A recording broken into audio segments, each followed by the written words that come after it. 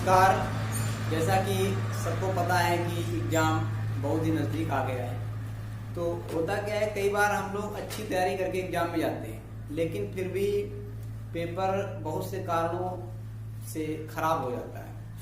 जिसमें कुछ तो ये कारण होता है सबसे बड़ा कि हम पढ़ के नहीं गए, लेकिन पढ़ने के अलावा भी कई बार जब कोचिंग इंस्टीट्यूट में टेस्ट होते हैं तो बच्चे बहुत अच्छा प्रदर्शन करते हैं, या फिर वो बिना टेस्ट के जब पढ़ने में उनका परफॉर्मेंस देखने में आता है, अगर उसे सुनो पूछो तो बहुत अच्छा परफॉर्मेंस हो देते हैं, लेकिन उनको देख के लगता है कि अच्छी रैंक आएगी, लेकिन फिर अगर उनको नॉलेज था तो उनकी रैंक कहाँ से गड़बड़ की, है ना, इस बात पे चर्चा होगी।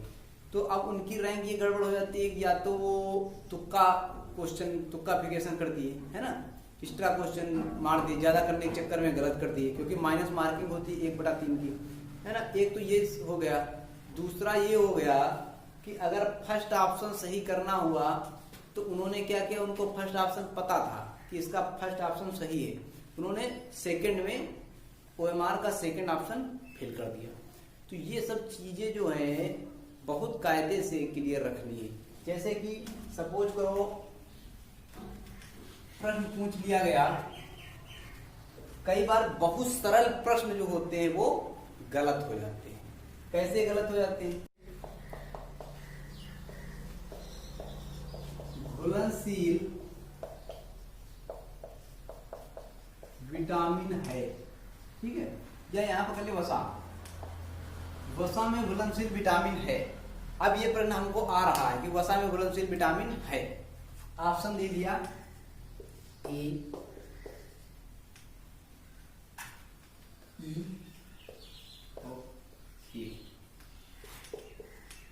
डी।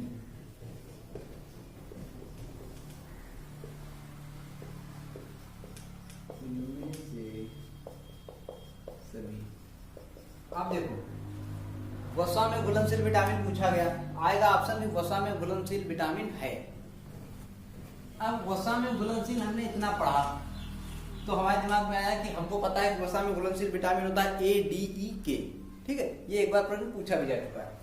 तो वसा में घुलनशील विटामिन जो है ये आया दिमाग में, तो हमको आया ADEK है, तो हमने क्या किया, ऑप्शन में देखा कि ए है, तुरंत जो है हमने बोला काला कर दिया, ठीक है। तो अब क्या है कि उसमें ये था कि EKD, है ना, तो इनमें से सभी, तो ये ऑप्शन सही होगा ना। लेकिन हमारा गलत क्यों हुआ? हमारा गलत इसलिए हुआ कि हमने पूरा प्रश्न पढ़ने के बाद यहाँ पर जब चारों ऑप्शन हमको पढ़ना चाहिए, वसा में घुलनशील विटामिन चारों ऑप्शन पढ़ने चाहिए। पहले तो पूरा प्रश्न पढ़ना चाहिए, पहले पूरा प्रश्न। अभी हम ऑप्शन का बता रहे हैं कि ऑप्शन पढ़ना क्यों जरूरी है, पूरे अभी बताएंगे पूरा प्रश्न पढ़ना क्यों जरूरी है। अब पूछ ले वसा में घुलनशील विटामिन है, तुमने पूरा प्रश्न पढ़ा लेकिन सब ऑप्शन नहीं पढ़े। ए पहला ऑप्शन देखा, तुमको लगा कि ए तो होती है वसा में घुलनशील विटामिन, तुरंत तुमने बोला काला कर दिया, लेकिन ये गलत हो गया तुम्हारा। तुमने सही किया फिर भी गलत, मतलब उत्तर सही था कि ए होती वसा में घुलनशील, लेकिन फिर भी तुम्हारा गलत हो गया। क्यों? क्योंकि जो ऑब्जेक्टिव प्रश्न होते हैं उनमें होता है कि मोस्ट अप्रोप्रिएट, कौन ज्यादा सही है ना। इसमें ये नहीं होता कौन गलत है कौन सही, इसमें होता है कौन ज्यादा सही है, वो सही माना जाता है ऑब्जेक्टिव प्रश्न जो होते हैं ना। तो इसमें ये वाला सही होगा, चौथा, ठीक है, चौथा सही होगा। इस तरीके से प्रश्न क्यों गलत हुआ? क्योंकि हमने गड़बड़ कहाँ कर दिया, गड़बड़ ये कर दिया कि हमने चारों ऑप्शन नहीं पढ़े, ठीक है। अब जो है प्रश्न जो है ये ऑप्शन से गलत हो गया, तो हमको चारों ऑप्शन, पहले पूरा प्रश्न पढ़ना है फिर चारों ऑप्शन पढ़ने। ऑप्शन ना पढ़ने की वजह से गलत हुआ प्रश्न। अब प्रश्न ना पढ़ने की वजह से कैसे गलत होगा? प्रश्न पूछ लिया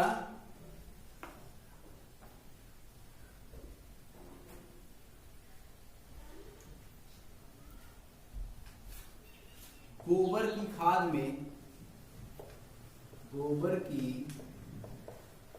में नाइट्रोजन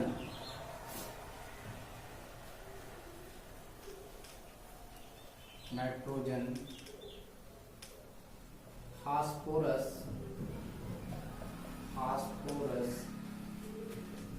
की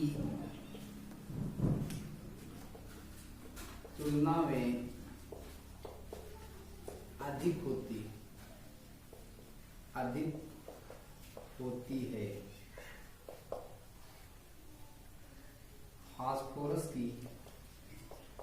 फास्फोरस की प्रतिशत मात्रा बताइए, मात्रा बताइए। बहुत ज्यादा घुमाएगा, ठीक है।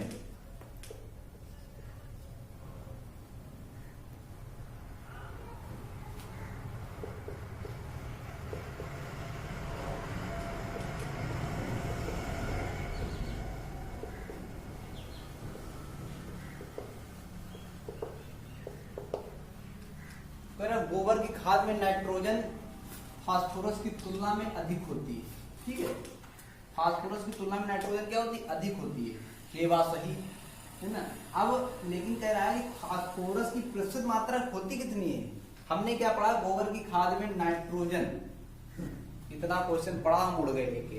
हमने क्या किया, ऑप्शन में देखा, पहले ऑप्शन आ गया गोबर की खाद में नाइट्रोजन 0.5%, ठीक है। हमने तुरंत क्या किया, गोला काला कर दिया, जबकि उसने कहा था कि गोबर की खाद में नाइट्रोजन फास्फोरस की तुलना में ज्यादा होती है, ठीक है। लेकिन फास्फोरस की प्रतिशत मात्रा बताइए गोबर खाद में। तो गोबर की खाद में फास्फोरस की प्रतिशत मात्रा होती है 0.25%, ठीक है। तो अब हम अगर पूरा प्रश्न पढ़े होते तब हमको पूछा गया था फास्फोरस, लेकिन उसने फास्फोरस कहाँ से शुरू किया, यहाँ से, ठीक है। फास्फोरस यहाँ से शुरू किया, यहाँ तक तो वो एक लाइन बता रहा था, वन लाइनर क्वेश्चन टाइप की जानकारी वो खुद दे रहा था, ठीक है।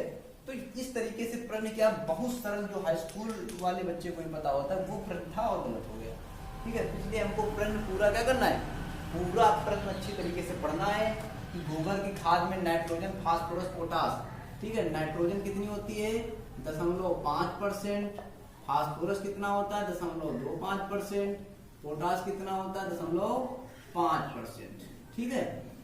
तो 5% का मतलब हो गया कि 0.50, ठीक है। अब हमको याद करना है, तुमको हम याद कराने की ट्रिक बता दें। गोबर की खाद में नाइट्रोजन फास्फोरस पोटास, गोबर की खाद है ना कितनी होती है, गोबर की खाद यानी FYM है ना, FYM इसको कहेंगे, है ना। इसमें नाइट्रोजन फास्फोरस पोटास 58, 54,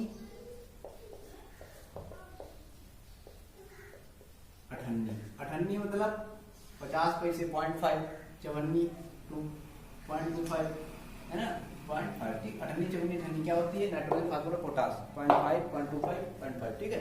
इस तरीके से प्रश्न जो है वो गड़बड़ हो जाते हैं, है ना।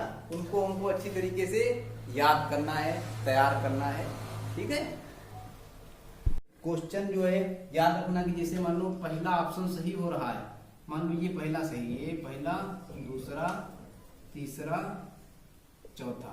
अब इसमें पहला ऑप्शन हमारा सही है, तो ये हमारे 4 OMR शीट में जो गोला मिलेंगे ये, तो उसमें ये नहीं कि हम जल्दी जल्दी में आके, ये मान लो 15वां क्वेश्चन था और ये 16वां था, ठीक है, 16वां, तो हम बड़े खुश होकर जो है 16वें में भर दिए गोला, जबकि ये 15वें का था। ये नहीं करना है, बहुत ध्यान से पहले देखना है क्वेश्चन नंबर कितना था, 15 क्या सही है, पहला ऑप्शन। तो पहले देखा 15 पहला, ठीक है, तब इसको करेंगे। ये नहीं कि क्वेश्चन नंबर कितना है 15 पहला सही, पहला किसी में भर दिया, ठीक। ये नहीं करना, ये करना है कि 15 पहला सही है, कि दूसरा भर दिया, ठीक है। तो ये सब चीजें करके बहुत वेरिएशन आ जाएगा। एक क्वेश्चन अगर तुमने गलत कर दिया तो वो तुमको 50 रैंक तक पीछे ले जा सकता है। तो इसलिए यूनिवर्सिटी कई बार एक क्वेश्चन की गलती से बदल जाती है ना। पता चला CSM में एडमिशन होना था, मेरठ पहुंच गए, मेरठ होना था, ND पहुंच गए, ND पहुंचना था, बांदा पहुंच गई, इस तरीके से, ठीक है। या फिर कभी कभी ऐसा होता है 10-5 क्वेश्चन इस तरीके से हो जाते, इन्हीं क्वेश्चन की वजह से एडमिशन गड़बड़ा जाता है, नहीं होता। और ना ही ये करना है, ये बोला है तो इसके बाहर यहाँ भी काला है, केवल इतना काला होना चाहिए अंदर का, ठीक है।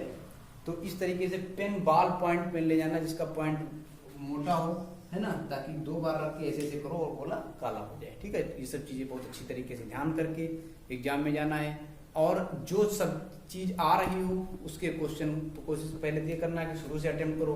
फिर भी उसमें अगर ये ना हो पाए तो जो सब्जेक्ट हमारा सबसे वो हो उसको पहले हम निकाल के हल कर सकते हैं, ये भी कर सकते हैं। एक कोई सब्जेक्ट में बहुत ये नहीं कि क्वेश्चन नहीं आ रहा तो सिर्फ 15 मिनट पड़े हुए हैं, ऐसा कुछ नहीं है। आगे बढ़ो उसके, क्योंकि सभी क्वेश्चन के बराबर टाइम है जिसमें तुम एक क्वेश्चन में 10 मिनट दो दोगे, उसी के उतने ही नंबर मिलेंगे जितना 1 मिनट वाले में सही होगा उतने मिलेंगे। ठीक है, तो बराबर टाइम सब में स्पेंड करना है, ये देखना है कि हमारा पेपर छूटने ना पाए।